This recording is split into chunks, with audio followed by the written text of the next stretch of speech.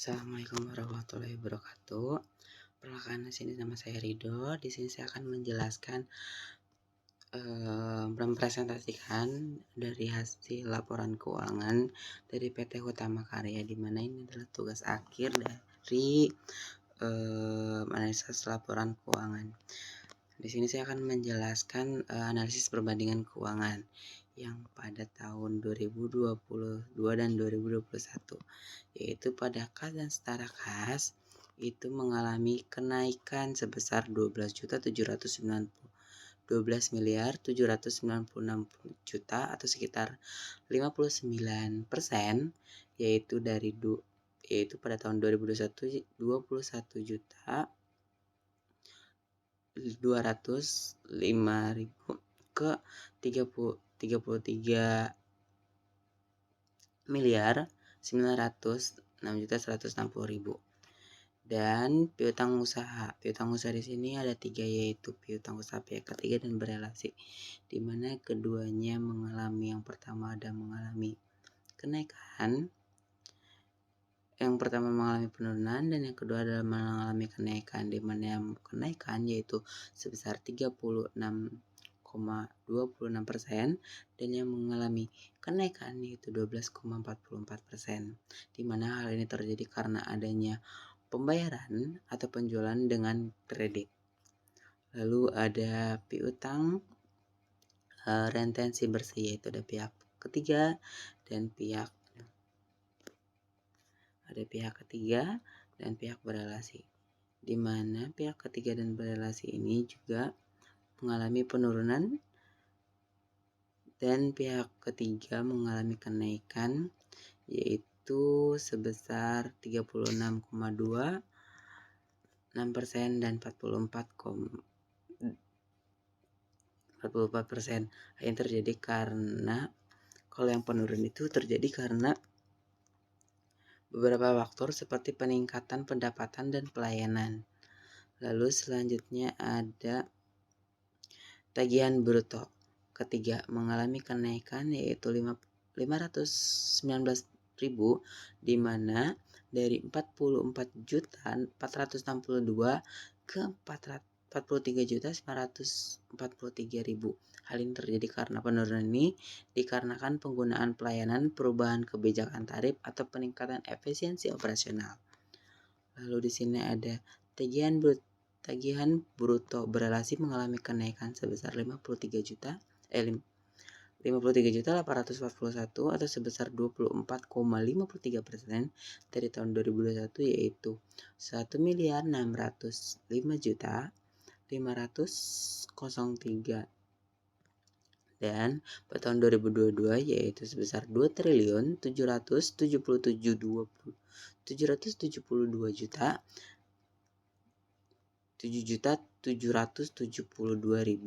Kenaikan ini disebabkan oleh beberapa faktor seperti peningkatan pendapatan dan pelayanan. Lalu di sini ada piutang lain bersih, pihak berelasi mengalami kenaikan sebesar 148.038.038.000 dari tahun 2021, yaitu sebesar 28.648.000, dan pada tahun 2022 yaitu sebesar 176.830. Lalu di sini ada real aset mengalami penurunan sebesar 115 juta. Lalu ada beban dibayar di muka mengalami penurunan sebesar 343.459 atau sebesar 0,95, yaitu pada tahun 2021 sebesar 365.457 dan pada tahun 2022 yaitu 665.795.000. Hal ini terjadi karena terpakainya beban. Lalu di sini ada pajak dibayar di muka mengalami kenaikan sebesar 9.298.000 atau sebesar 16%. Dan pada tahun 2021 yaitu sebesar 56.497.000 dan pada tahun 2002 sebesar 65.795. Hal ini disebabkan oleh perubahan tarif pajak oleh pemerintah, peningkatan pendapatan. Lalu ada pajak dibayar di muka lain-lain. Ini mengalami penurunan sebesar 240 juta atau sebesar 135 juta pada tahun ini. Nah, ini mengalami kenaikan. Ini disebabkan oleh perubahan tarif pajak oleh pemerintah atau peningkatan pendapatan. Ada goodwill ini hasilnya tetap tidak ada menurun atau kenaikan. Lalu ada aset pajak tanggungan ada mengalami kenaikan sebesar 17%. Lalu ada aset tidak lancar mengalami penurunan. Lalu ada utang pihak berelasi yaitu mengalami kenaikan sebesar 9,4%.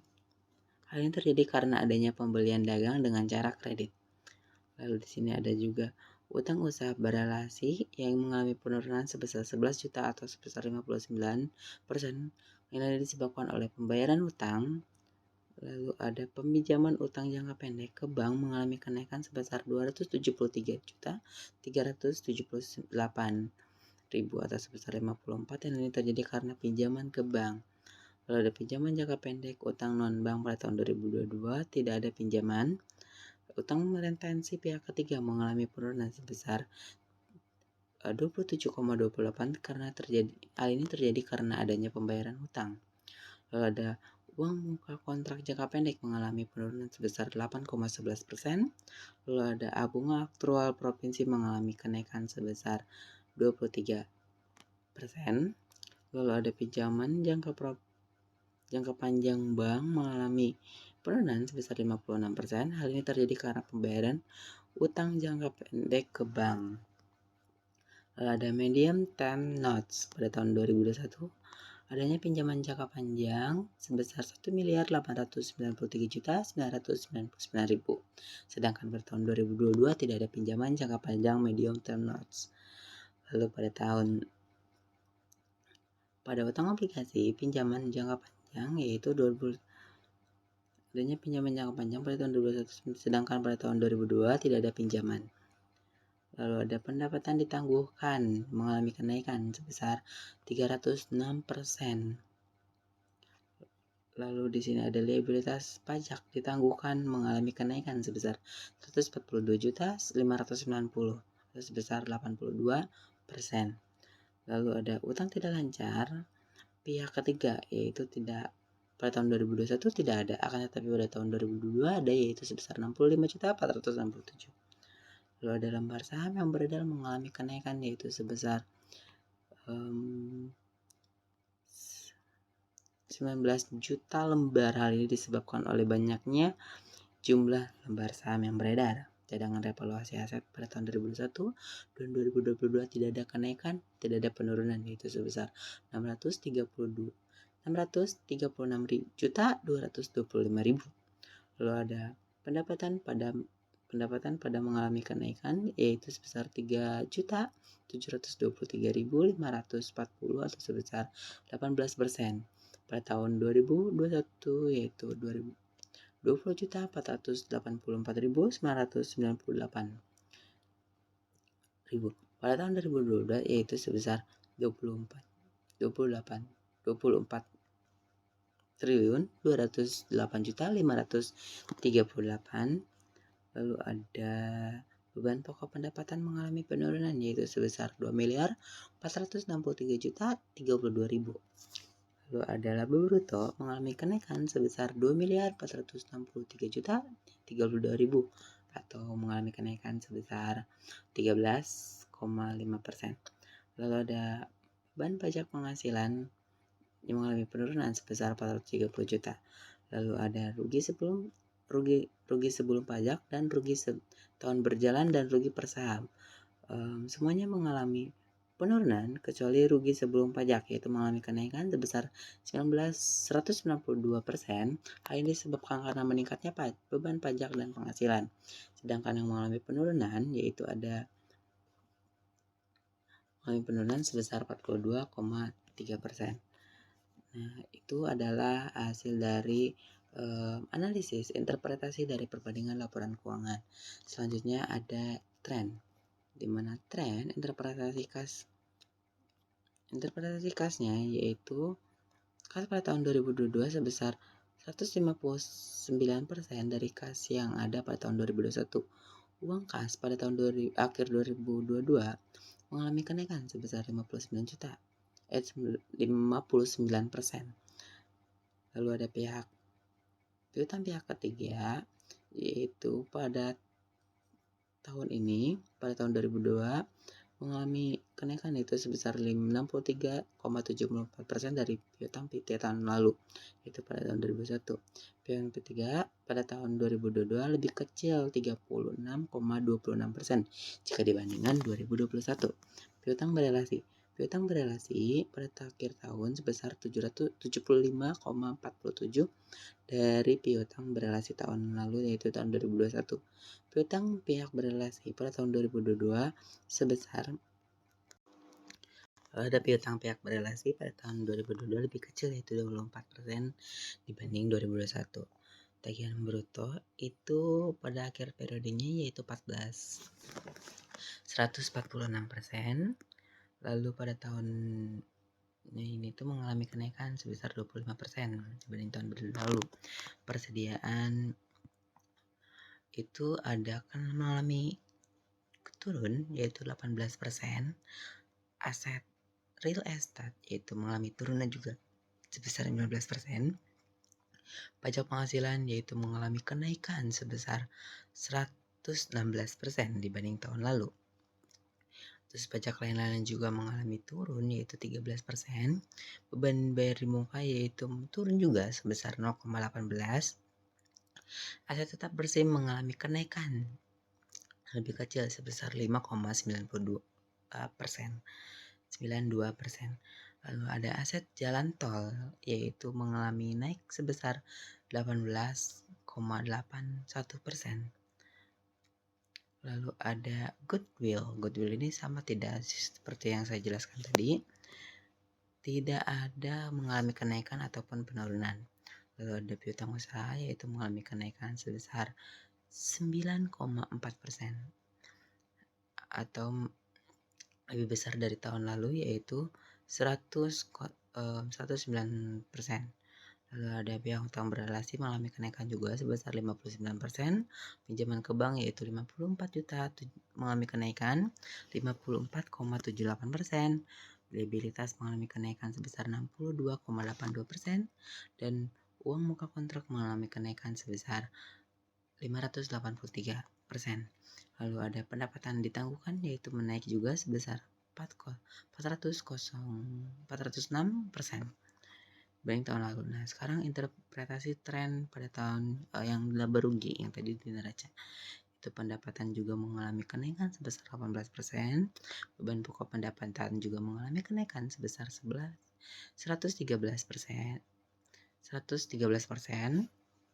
Lalu ada beban pokok penjualan juga mengalami kenaikan yaitu sebesar 23%.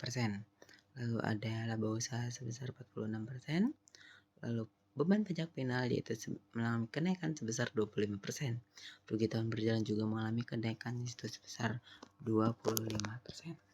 Lalu ada yang kita akan membahas tentang common size, yaitu karena yang racanya pada tahun 2021 kan secara kas berjumlah 21,5% dari total jumlah aset. Dengan kata lain 1%-nya itu sebesar 0,21%. Sebenarnya kas dan secara kas itu harusnya jangan dimasukin ya, cuman ini kemasukin. Piutang berelasinya juga itu sebesar naik sebesar 14%. Lalu ada piutang berelasi pada tahun 2021 yaitu berjumlah 28,43% dari total jumlah aktiva. Dengan kata lain satu aktivanya diinvestasikan 0,28. Lalu ada pentura yaitu dengan Rp1 itu sebesar 0,1. Lalu ada pihak berutang pihak ketiga yaitu sebesar Rp1-nya yaitu 0,23. Lalu ada pihak berelasi yaitu Rp1-nya sebesar 0,16. Lalu di sana ada piutang lain-lain bersih pihak ketiga di mana Rp1-nya diinvestasikan sebesar 0,2. lalu ada yang berelasinya juga yaitu sebesar 0,16. Lalu ada persediaan di mana Rp1-nya diinvestasikan sebesar 0,79. Lalu ada real asset di mana Rp1-nya itu 0,43. Lalu ada beban dibayar di muka di mana Rp1-nya ini dihargai 0,27. Lalu di sini ada properti di mana Rp1-nya ini adalah Rp1-nya ini adalah 0,18. Lalu ada goodwill di mana Rp1-nya ini adalah 0,08. Lalu ada keuangan 2021 yaitu di mana Rp1-nya ini adalah 0,16. Lalu ada utang pihak berelasi di mana Rp1-nya ini adalah 595. Lalu ada pinjaman jangka pendek ke bank di mana satunya ini adalah pinjaman pendek ke bank 0,37. Lalu ada pinjaman non bank sebesar 0,83. Lalu ada utang pajak penghasilan di mana Rp1-nya ini naik diinvestasikan 0,09. Lalu ada kas dan pada tahun 2022 di mana ini tuh mengalami kenaikan yang asalnya sama deng. Nah, yang kas jangan dibahas ya. Piutang juga mengalami kenaikan sebesar di mana Rp1-nya itu 14%. Piutang berelasinya yaitu Rp1-nya 0,8. Piutang venturanya sebesar 0,1. Tagihan brutonya 0,23. Piutang lain-lain bersihnya Rp1-nya itu 10. Piutang lain-lain bersihnya yaitu 0,11. Di mana Rp1-nya persediaannya itu 0,49. Beban dibayar di muka itu adalah 0,23. Lalu ada pajak penghasilan yaitu Rp1-nya 0,4. Properti di mana 0,18 Rp1-nya. Lalu ada goodwill yaitu sebesar 0,07%, 0,07% Rp1-nya. 0,07 rupiah, mohon maaf. Aset pajak tangguhan di mana totalnya Rp1-nya itu 0,01. Lalu ada aset keuangan 0,03 Rp1-nya. Utang juga utang usaha di mana kalau diinvestasikan Rp1-nya itu sebesar 79%. Lalu ada pinjaman jangka pendek 49,41%. Lalu ada utang pajak penghasilan yaitu 0,73. Nah, ini sekarang kita akan membahas interpretasi laba rugi. Itu ada beban pokok di mana 1%-nya itu 0,88 dan laba brutonya itu di dasar 1%-nya itu Rp1-nya itu 1,88. Lalu ada beban penjualan itu 0,07. Lalu ada beban pajak lain-lain yaitu sebesar 1,36. Lalu ada beban pajak penghasilan yaitu 0,01. Pasca kerja di mana Rp1-nya itu 0,009. Nah, sekarang yang 2022 yang laba rugi. Beban pokoknya itu beban pokok pendapatan di mana Rp1-nya itu 0,85 yang sebelumnya 0,88. Lalu ada beban bruto itu di mana Rp1-nya itu 1,8. Lalu di sini ada beban penjualan di mana Rp1-nya itu 0,07 masih sama. Lalu ada beban lain di mana diinvestasikan 1,6 Rp1-nya. Lalu beban pajak yaitu bisa Rp1-nya diinvestasikan itu sebesar 0,78%. Lalu ada pasca kerja di mana kalau misalnya Rp1-nya itu sebesar 0,08 rupiah. Nah, mungkin cukup sekian hasil dari presentasi saya. Kurang lebihnya mohon maaf. Assalamualaikum warahmatullahi wabarakatuh.